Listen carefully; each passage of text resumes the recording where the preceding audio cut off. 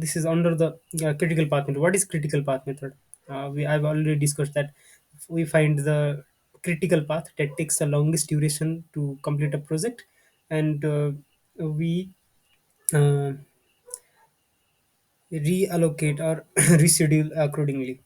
So, in the critical path method, there are activities and there is a network of activities. So, network of activities. So, what is a network of activities? It is a logical sequence of activities. Firstly, logical sequence of activities, and this is the network. In the network, the path from the starting to ending having longest time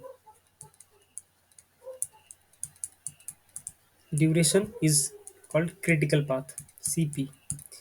So, what are the characteristics of critical path? Critical path is the longest time, of course, very generic.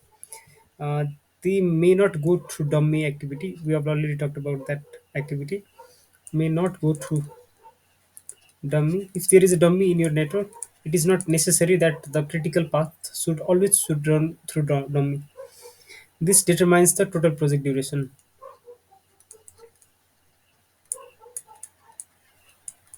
Total project duration.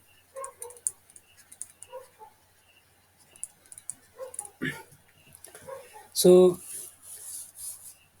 how to find the critical path in a network? So, let us take an example of network first. What is a network?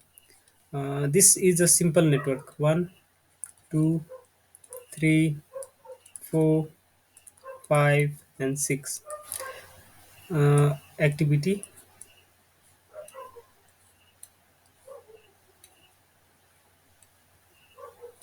A, B, C, D, E, and F. There are two paths. Either can be the critical path. There are two methods. This is for to determine the critical path. There are two methods. What is the methods are always computational methods. What are computational methods? Computational methods. This is not components. This is computational, and the very first method is forward pass. Forward pass, and the second method is backward pass, of course. So I describe the very background of what does and what this does. So in the forward part computation, we start with event one, and we move forward in the arrow diagram, in the network diagram. It begins from left to right, of course, and it start at as early as possible.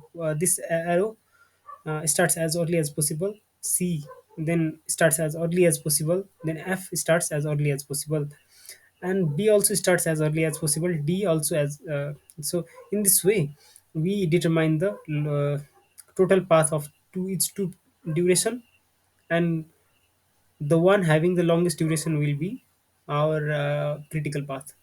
In forward pass computational, in backward pass computation, we start we end we end the activity or event as late as possible. So F ends as late as possible, C starts as late as possible, and A starts as late as possible. So this point will be shifted there.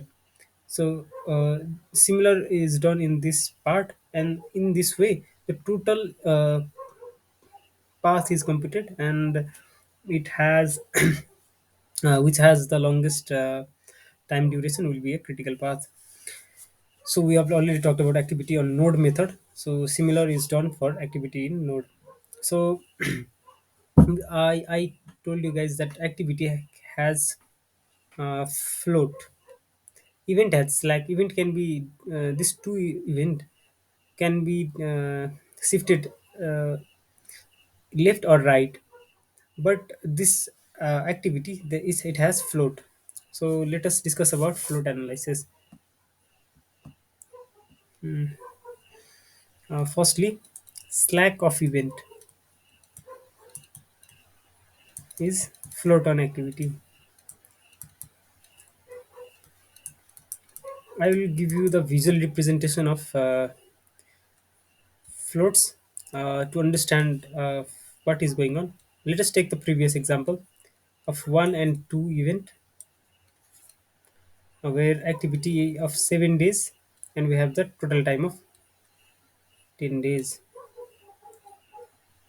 Okay, so this is earliest starting time, this is earliest finishing time, this is latest starting time, this is latest finishing time. So first is total float. Total float. What is a total float? What is a total float? The total time that an activity can be delayed, so that the path will be critical path. All other activity will form a critical path. Okay. So this is a total float. This another thing is free float. What is a free float? Free float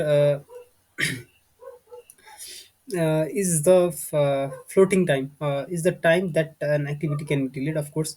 So that if 2 has the earliest starting time here of the preceding activity. Okay, so not succeeding activity. Okay, I've forgotten that thing. If 2 has another activity here which is succeeding this activity 1, a another activity here which is succeeding activity a, b succeeds activity a.